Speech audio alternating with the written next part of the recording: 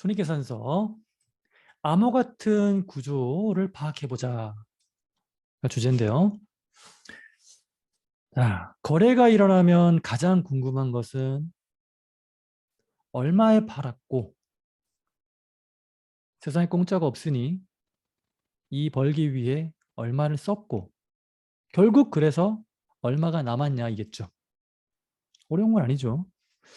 자, 이때 이 얼마에 팔아서 번 돈, 이걸 수익이라고 하고요. 그리고 그 수익을 거두기 위해 들인 비용이라고 합니다.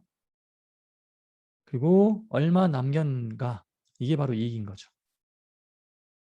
자, 그런데 이 이익이 다양한 이익이 존재합니다. 자, 수익에서 비용을 뺀 값이니까 이익이 수익과 비용을 먼저 알아야겠죠. 자, 수익과 비용을 공부하는 게 결국 이익을 공부하는 것이다라는 얘기죠.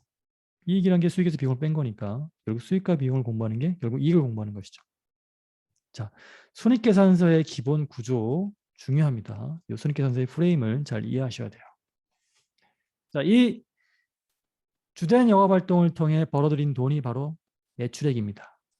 다른 말로 영업수익이라고 하죠. 흔히들 매출액이라고 합니다. 또는 매출이라고도 하죠. 자, 이 매출액에 대응되는 비용이 매출 원가입니다. 그러니까 매출 원가만큼 비용을 들여 결국 매출액을 거두는 거죠. 그리고 이 매출액에서 매출 원가를 뺀 값이 바로 이 매출 총이익이죠. 자, 이 매출 총이익에서 판매비와 관리비를 뺀 값이 바로 영업이익입니다. 영업이익. 그리고 여기에 영업 외적인 수익, 그걸 기타 수익이라고도 하고요. 그리고 영업 외적인 비용, 기타 비용이라고도 합니다. 그걸 더하고 빼면 법인세 비용 차감전 순이익이 나오죠. 영업이익에 영업 외적인 수익을 더하고 영업 외적인 비용을 빼면 법인세 비용 차감전 순이익이 나오는 거죠. 자, 다시 여기에 법인세 비용을 뺀 값이 바로 당기순이익이 되는 것이죠. 이 당기순이익이 이 손익계산서의 맨 밑줄에 오는 거죠. 그래서 영어권에서는 이 당기순이익을 end of line이라고 해요. 맨 밑에 줄에 오는 값이라는 얘기죠. 자, 영업이익을 늘리려면 방법은 세 가지가 있죠. 이 구조를 통해 여러분들이 영업이익을 늘리는 게 중요한데 기업은 어떻게 하면 영업이익을 늘릴 수 있을까? 이 손익계산서의 구조가 머릿속에 들어가 있으면 쉽게 말할 수 있습니다. 방법은요? 그렇죠. 영업이익이 뭡니까? 매출액에서 매출 원가를 뺀 값에 추가로 판매비와 관리비를 뺀 게 영업이익이잖아요.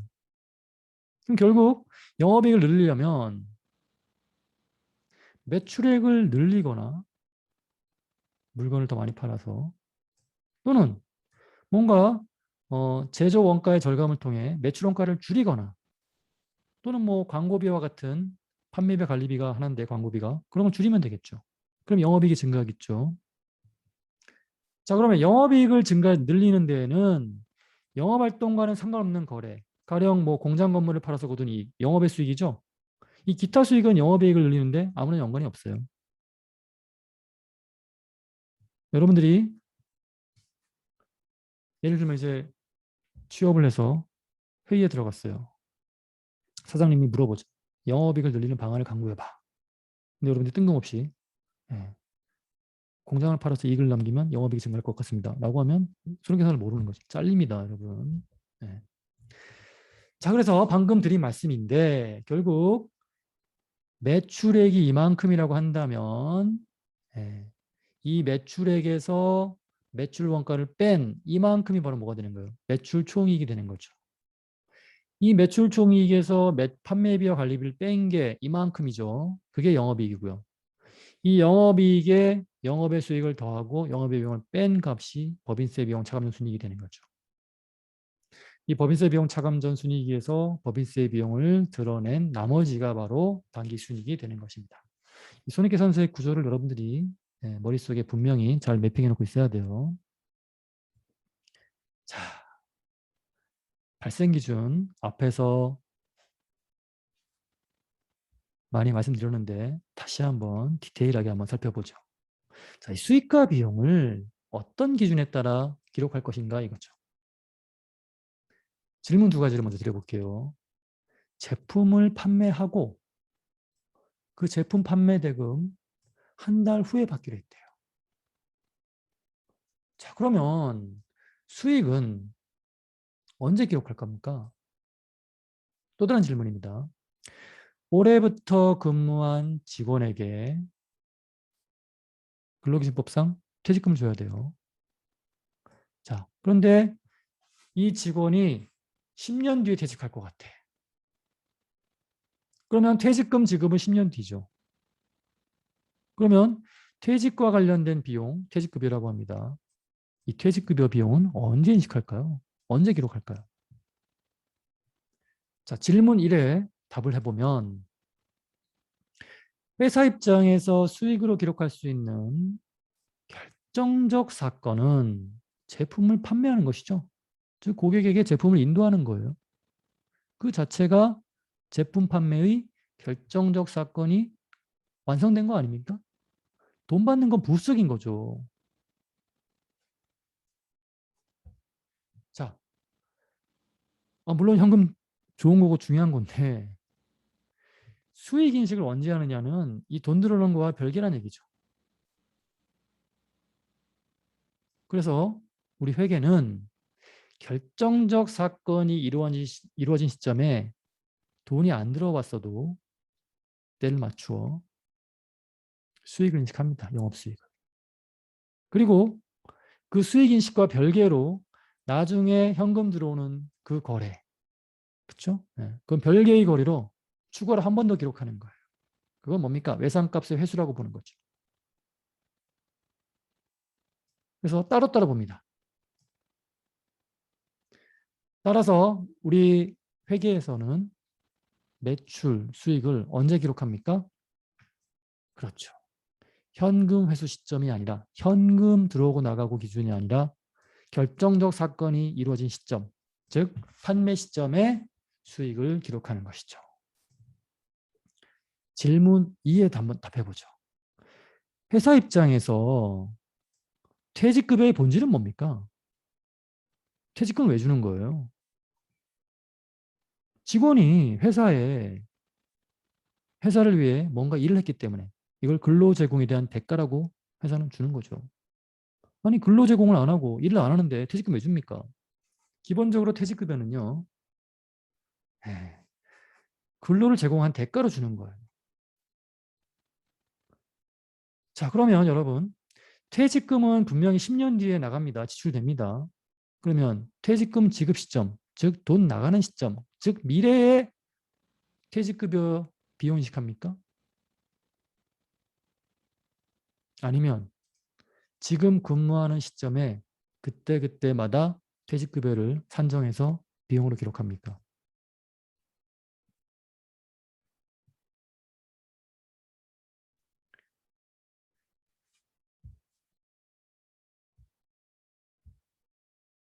직원을 고용해서 그 직원이 회사를 위해 일을 한다는 얘기는 그 직원이 회사에 뭔가 기여를 한다는 거예요.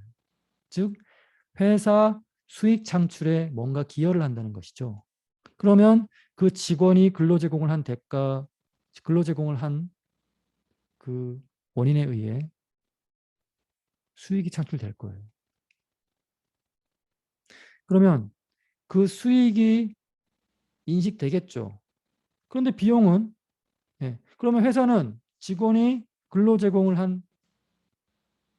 해준 덕분에 수익이 창출되어 수익을 인식하는데 올해 10년 뒤에 퇴직한다고 해서 그 근로 제공의 대가인 퇴직급여를 10년 뒤에 비용 인식하면 아다리가 안 맞잖아요. 지금 수익은 인식되는데 직원 덕에. 그 관련된 비용은 10년 뒤에 인식하면 아다리가 안 맞잖아요. 그렇죠? 일본말 써서 죄송합니다. 뭔가 영어로 하면 릴러베이션, 관련성이 떨어지는 것이죠. 그래서 어떻게 합니까? 우리 회계는. 그렇죠. 비용은요. 그 관련 수익에 대응해서 즉 같은 시점에 나란히 인식하는 거예요. 그래서 우리 회계는 10년 뒤에 지급될 그 퇴직급여를 그렇죠? 올해 분 퇴직급여를 추정을 해서 10년 뒤 돈 나간 시점에 퇴직급여 비용 인식하는 게 아니고 그 관련 수익이 인식되는 올해 관련 퇴직급여를 비용으로 나란히 인식하는 거예요.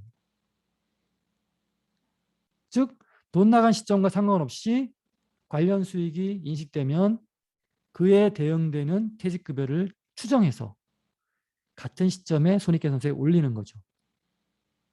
이게 발생 기준이에요. 자, 회계는요. 현금이 들어오고 나가고 하는 시점이 중요한 거 아니에요. 그거 거의 무시합니다. 중요한 건 뭡니까?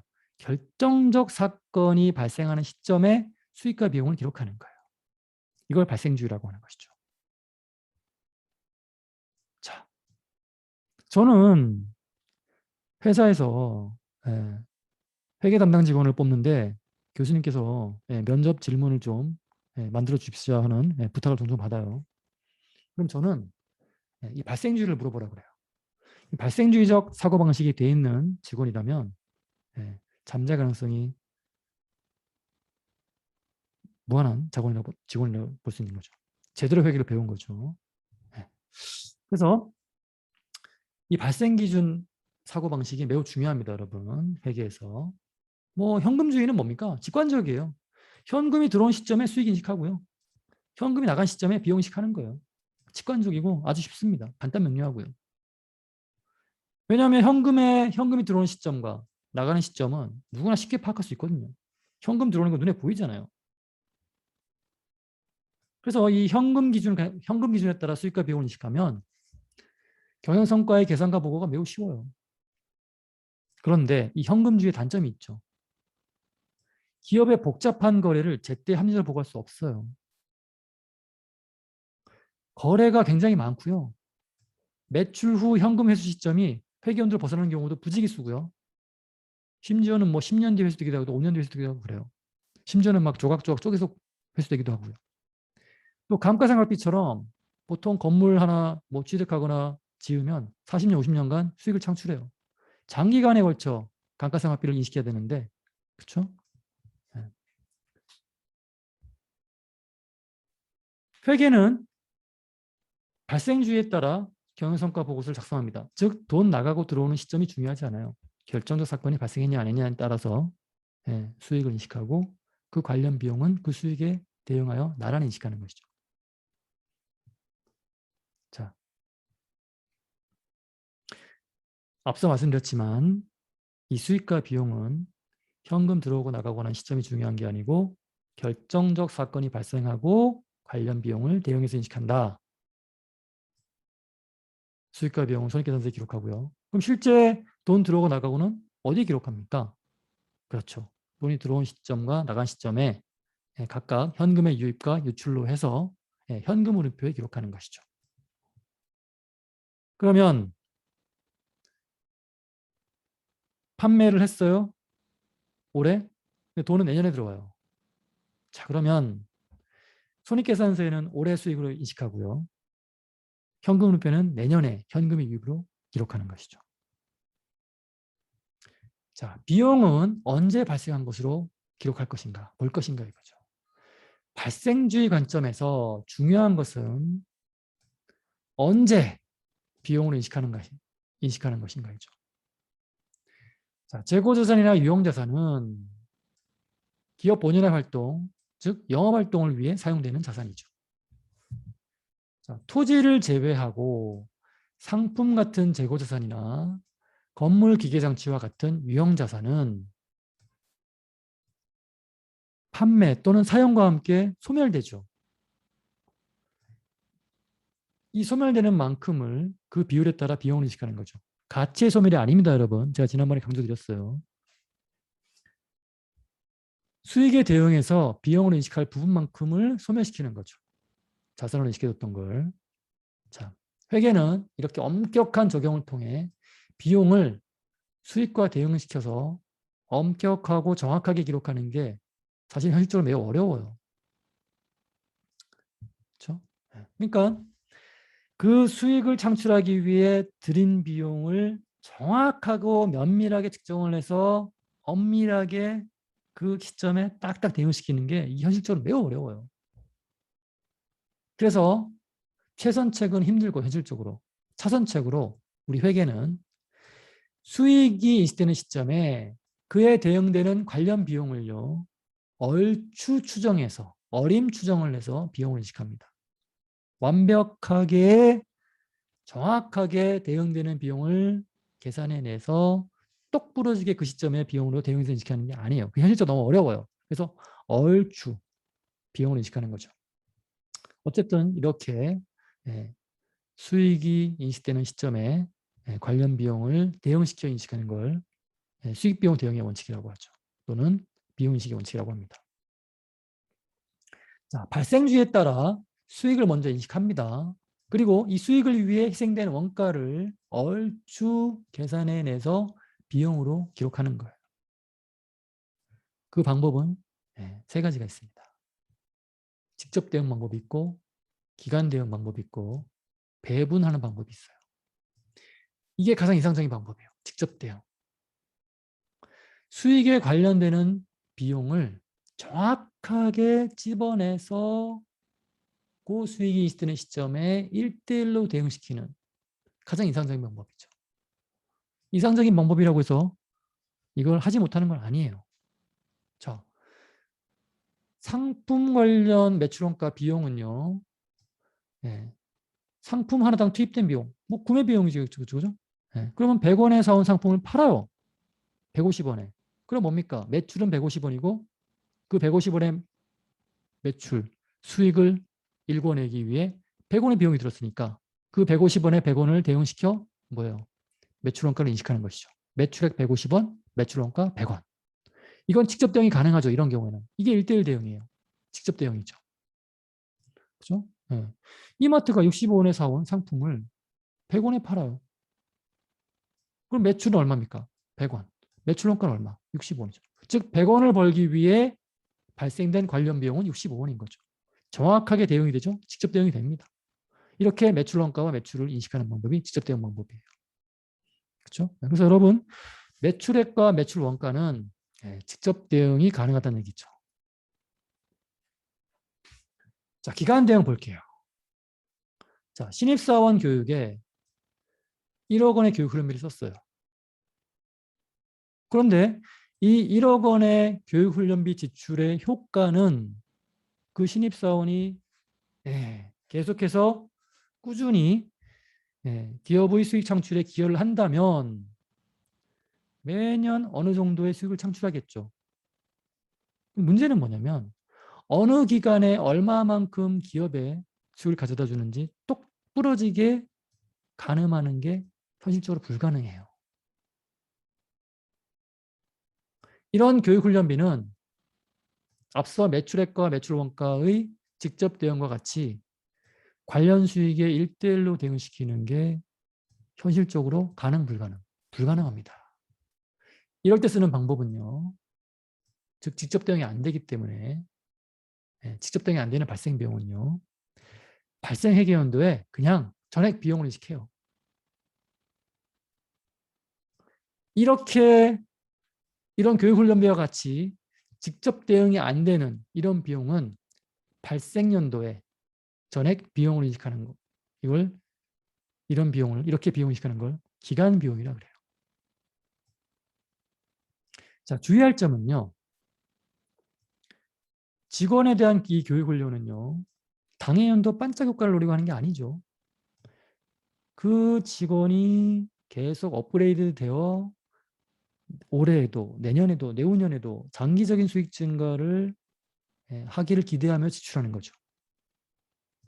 자, 교육효과, 즉 수익의 측정이 불확실한 거죠. 그래서 특정 회계연도에 부득이하게 1대1 대응이 안 되기 때문에 전액 비용으로 기록하는 것은 해당 경영연도의 경영성과를 왜곡시키는 결과를 초래하는 거죠. 왜냐하면 이 교육훈련비는 장기간에 걸쳐 올해에도 내년에도 내후년에도 분명히 수익 창출에 기여를 할 거예요. 그러면 올해, 내년, 내후년 이 교육훈련비 지출비 1억 원을 나누어서 정확하게 그 계산을 해서 그렇죠? 그 수익을 추적해내서 정확하게 대응시키는 게 중요한데 그게 안 되잖아요. 그냥 올해 다 몰아버리잖아요. 몰아서 1억 원을 인식하잖아요. 그러면 내년에, 내후년에는 분명히 수익과 관련된 수익이 있는데 대응시키는 비용은 0이잖아요. 근데 올해는 몰아서 다 해버리니까 올해는 뭔가 좀 많이 비용을 인식하는 거고 내년, 내후년에는 적게 비용을 인식하는 거잖아요. 이게 바로 뭡니까? 예. 그러면 올해의 경영성과가 뭐예요? 이익인데 올해 1억 원을 한 방에 다 비용 인식하기 때문에 제대로 했다면 비용이 덜 인식됐을 텐데 그럼 이익이 컸을 거 아니에요. 그렇죠? 네, 그런 얘기예요. 자, 이러한 점 때문에 직원 교육 훈련에 많은 지출을 하는 기업의 경우 올해, 그렇죠? 올해의 경영 성과는 나쁘게 평가받는 거죠. 원래의 이익보다는 이익이 뭐예요? 왜곡돼서 이익이 축소되는 거죠. 대신 내년에는요. 그만큼 내년 내후년에는 그만큼 이익이 부풀려지는 거죠. 그래서 여러분들은 이 손익계산서를 볼 때 이런 기간 비용이 얼마만큼 기록되는지를 잘 보셔야 돼요. 이런 점을. 네. 자, 그다음 배분 방법이 볼게요. 배분을 말 그대로 풀어보면 나누어 계산하는 거죠. 일상생활에서 흔히 접할 수 있는 개념입니다. 자, 여러 식사를 해요. 더치페이를 한다고 하면 어떻게 합니까? 각자 먹은 만큼 돈을 내는 거죠. 이게 배분이에요. 어렵지 않습니다. 자, 아파트 관리비를 산정할 때 엘리베이터 전기료 있죠. 그렇죠? 네. 이거 배분할 때 여러분 정확하게 하면 어떻게 해야 돼요? 고층 아파트에 사는 사람이 물론 같은 엘리베이터를 동일한 횟수로 사용했다면 1층에 사는 사람과 10층에 사는 사람은 엘리베이터를 같은 횟수로 사용했다고 하더라도 1층 사용 안 하나요? 3층이라고 할까요? 3층. 그럼 3층 주민은 10층 주민과 똑같이 엘리베이터 사용했지만 같은 횟수로 전기요금은 다르겠죠. 10층까지 올라가는 거랑 3층까지 올라가는 건 다르잖아요. 그럼 정확하게 뭐예요? 엘리베이터 사용료를 부과하려면 그걸 다 고려해야 되는 거죠. 높은 층에 사는 사람에게는 엘리베이터 전기를 더 많이 부과하고 낮은 층에 사는 사람에게는 엘리베이터 전기를 적게 부과하는 거죠. 이렇게 하는 게 일종의 배부죠. 그렇죠? 1대1 대응은 불가능합니다. 물론 가능도 해요. CCTV 설치해가지고 1층 주민이네, 아니 3층 주민이네. 아이고 이번 달 엘리베이터 10번 사용하셨네.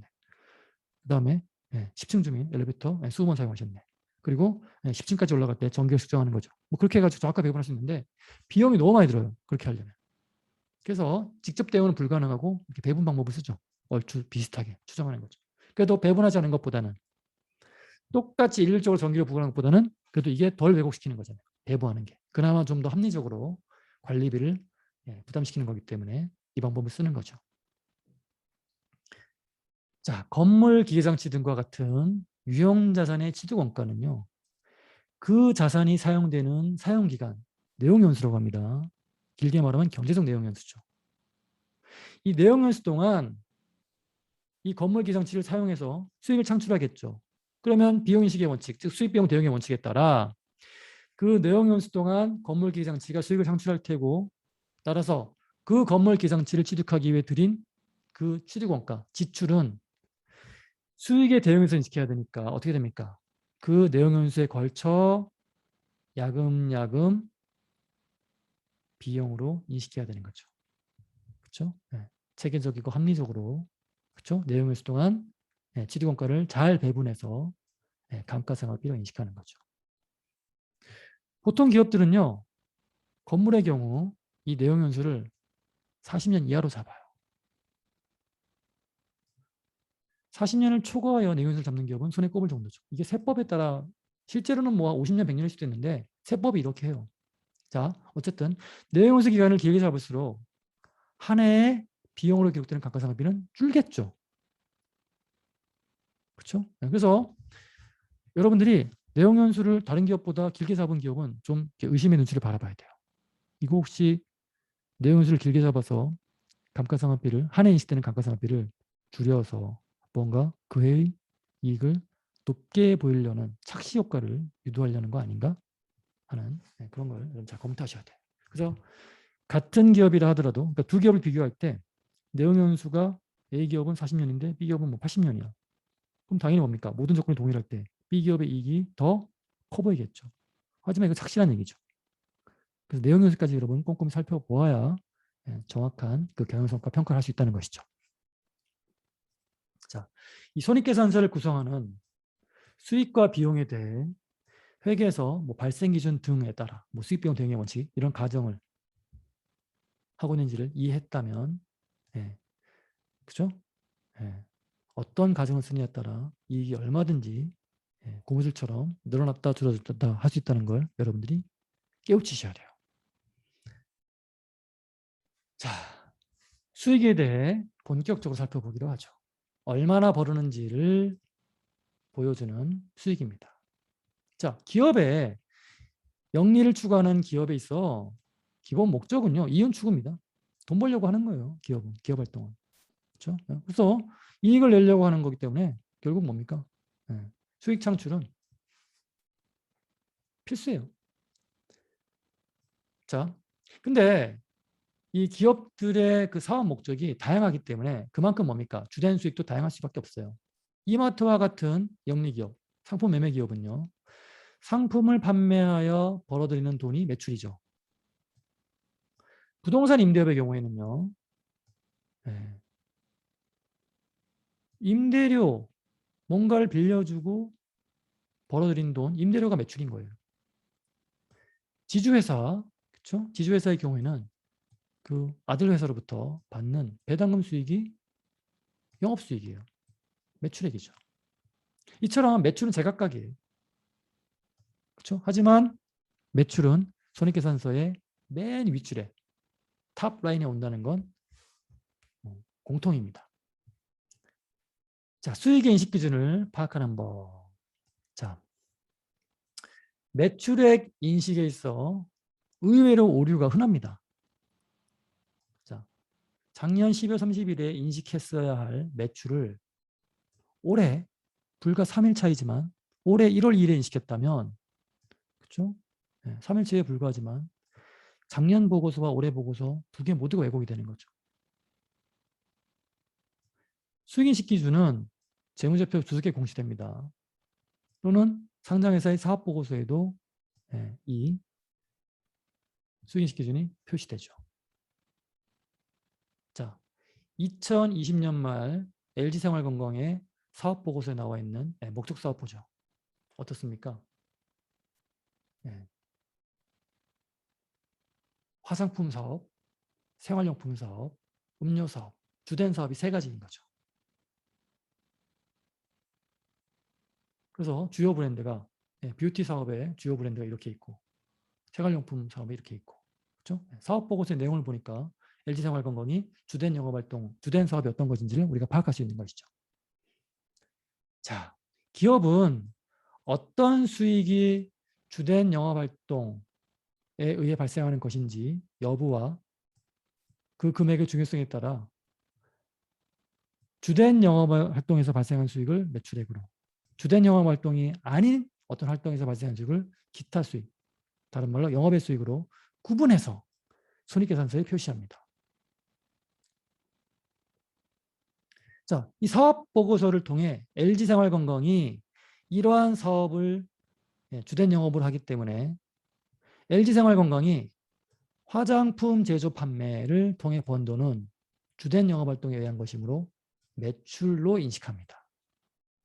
자, 만약 LG생활건강이 보유한 토지를 처분해서 번 돈은요. 자, 주된 사업의 사업 보고서에 주된 사업으로 부동산 임대업이나 매매업이 없죠. 그러니까 이 LG생활건강이 토지를 처분해서 번 돈은요, 주된 영업활동을 통해 번 돈이 아니에요. 그럼 뭡니까? 기타 수익으로 구분해서 표시하는 거예요. 같은 번 돈인데 주된 영업활동에서 번 거냐 아닌가에 따라서 회계는 수익을 구분해서 인식한다는 것이죠. 자, 그래서 매출액은요, 상품, 제품의 판매 또는 영역의 제공으로 실현된 금액을 말합니다. 기타 수익은요, 영업의 수익이라도 하는데 영업활동 이외의 보조적 또는 부조적인 활동에서 발생하는 수익이에요. 이런 게 뭐가 있습니까? 이자 수익, 배당금 수익, 그리고 임대료 수익이나 자산 처분이익이 있습니다. 물론 여러분, 부동산 매매업을 주된 업무로 하는 기업의 경우 임대료 수익은 매출입니다, 여러분. 여기서 말하는 임대 수익은 뭐예요? 주된 영업이 아닌, 그렇죠? 그런 임대 서비스 제공으로 발생한 수익이란 거죠. 이마트와 같은 유통기업의 경우, 상품 매매 기업이죠. 상품 매매가 상품을 사서 판매하는 게 주된 영업활동이죠. 당연히 뭡니까? 그 영업수익의 비중이 가장 크겠죠. 상품 판매액을 당연히 뭡니까? 매출액으로 보고합니다. 하지만 건축사무소의 경우에는 건축 설계 용역 제공을 하고 번 돈이 그죠? 네. 매출액이겠죠. 자, 꼬마이들에게 뽀통령, 뽀로로는요. 네. 정말 뭐 그야말로 신이죠. 자, 이 뽀로로 개발자인 김희로 씨는 2011년 디즈니로부터 이 뽀로로 캐릭터를 사고 싶다라는 제안을 받아요. 근데 이 김희로 씨가 얼마를 요구했냐면 1조 원을 요구했대요. 자, 서울산업통상진흥원에서 밝힌 같은 해 뽀로로의 브랜드 가치는요. 4천억 원 좀 안 됐는데 그거에 거의 2.5배를 요구한 거죠. 그래서 이 김희로 씨가 디즈니에 1조 원을 요구한 건 무리했다라는 평가가 있습니다. 그러니까 실제 평가된 가치보다 훨씬 높은 가격을 요구했기 때문에. 자, 근데 이 뽀로로의 판권은 그래서 디즈니에 넘어가지 않고요. 뽀로로 개발자인 김희로 씨가 오너로 있는 오콘이라는 회사와 아이코닉스가 각각 27% 갖고 있고요. 그럼 이 두 회사가 54%를 갖고 있네요. 지분을. 판권의 지분을. 그 다음에 EBS와 SK브로드밴드가 각각 23%씩 갖고 있어요. 그러니까 이 뽀로로 판권을 오콘, 아이코닉스, 그리고 EBS, SK브로드가 갖고 있는 거죠. 그래서 이 뽀로로로부터 벌어들인 수익을요. 보통 뭡니까? 로열티 수익이죠. 뭐 머그컵에 뽀로로가 붙으면 어떻게 됩니까? 뭐 3,000원짜리 머그컵이 10,000원이 되는 거죠. 그게 그러면 그래서 가치가 이제 올라가면 로열티 수익이 발생하는 거죠. 그 로열티 수익을 이 네 개의 회사가 나눠 갖는 거죠. 자, 아이코닉스라는 회사는요. 이 뽀로로 캐릭터를 활용하여 많은 수익을 창출하죠. 그럼 뭡니까? 손익계산서에 이 로열티 수익을 매출로 인식할 겁니다. 자, 하지만 SK브로드밴드는요. 이 판권 즉 뽀로로 캐릭터 로열티로 받는 게 전체 매출액에서 차지하는 비중이 크지도 않을 거고요. 그리고 주된 사업이 아니에요. SK브로드밴드에. 따라서 같은 로열티 수익인데 아이코닉스는 매출액으로 인식하지만 SK브로드밴드는 기타 수익으로 손익계산서에 표시합니다. 자, 현대차의 경우 판매용 트럭을 생산해서 판매하면 그 금액은 매출액으로 기록합니다. 하지만 그 트럭을 위용자산인, 즉 자기가 쓰는 거예요. 현대차가. 부품만 트럭으로. 그렇죠? 그러다가 그걸 처분해요. 그러면 그 처분 이익은 뭡니까? 현대차가 중고차 판매업이 주된 사업활동이 아니잖아요. 그럼 뭡니까? 그건 기타 수익으로 인식하는 거죠. 매출액이 아닙니다. 그죠? 똑같은 트럭을 판매했는데 뜨끈뜨끈한 신상으로 바로 판매하면 매출액이지만 중고로 좀 사용하다가 판매하면 그렇죠? 중고로 팔 경우는 기타 수익이 아닌 거죠. 그렇죠? 자, 이런 기타 수익은요. 영업의 수익으로서 영업이익과는 무관합니다. 영업이익에 미치는 영향이 없어요. 자, 결국 중요한 건요. 주된 영업활동으로부터 발생한 것이냐 아니냐에 따라 손익계산서에 표시되는 건 달라진다는 거죠. 주된 활동으로부터 발생한 수익이면 매출액으로, 주된 활동 이외의 활동으로 발생한 수익이면 그렇죠. 기타 수익 또는 영업의 수익으로 인식된다는 것이죠. 자, 영업이익 살펴볼게요. 자, 2012년 9월 한국재택국제기 기준은 KIFRS라고 하죠. 이때 도입했어요. 상장기업들이 도입을 합니다. KIFRS를. 이때 영업이익 항목을 임의로 정할 수 있었어요. 즉 무슨 얘기냐면 영업이익을 구할 때 금융수익과 금융비용을 제외한 기타 수익, 기타 비용을 영업이익에 포함할 수도 또는 불포함할 수도 있었던 거죠. 그걸 기업이 선택하게 해놨어요. KIFRS 한국주택 국제회계 기준이. 그런데 일부 기업들이 이걸 악용하는 거예요. 그래서 기업 간 재무제표의 비교환성이 현저히 떨어진 일이 발생해 버린 거예요. 자, 실제 사례를 보죠. 삼성전자의 2011년 손익계산서입니다. 삼성전자의 경우, 자, 이 기타 영업수익과 오른쪽은요, 이 기타 영업수익과 기타 영업비용을 영업이익과 상관이 없는 그런 항목에 영업이익에 영향을 미치지 않도록 여기 위치하는 거죠. 그래서 계산을 하는 거예요. 근데 왼쪽은요, 기타 영업수익을 그리고 기타 영업비용을 영업이익에 영향을 미치는 쪽에 위치를 시킨 거예요. 그렇게 해서 똑같은 경영성과가 발생했는데 본질은 똑같아요. 그건 단지 이 회계 기준이 기타 영업수익과 기타 영업비용을 여기에 위치시켜도 되고, 즉 영업이익에 영향을 안 미치는, 그렇게 해도 되고 또는 미치도록 하는 방법을 선택할 수 있는 거예요. 그거에 따라 뭐예요? 영업이익이 달라지는 거죠. 그러면 기업들은요, 영업이익을 크게 보이게 하기 위해서 만약에 기타 영업비용이 기타 영업수익보다 작아. 그죠? 그러면 이 기타 영업수익이 요 둘을 퉁치면 어떻게 돼요? 즉 기타 영업비용이 지금 기타 영업수익보다 훨씬 작죠? 그럼 요거 두 개를 퉁친 결과는 얼마입니까? 2조 얼마죠? 2조 얼마. 그죠?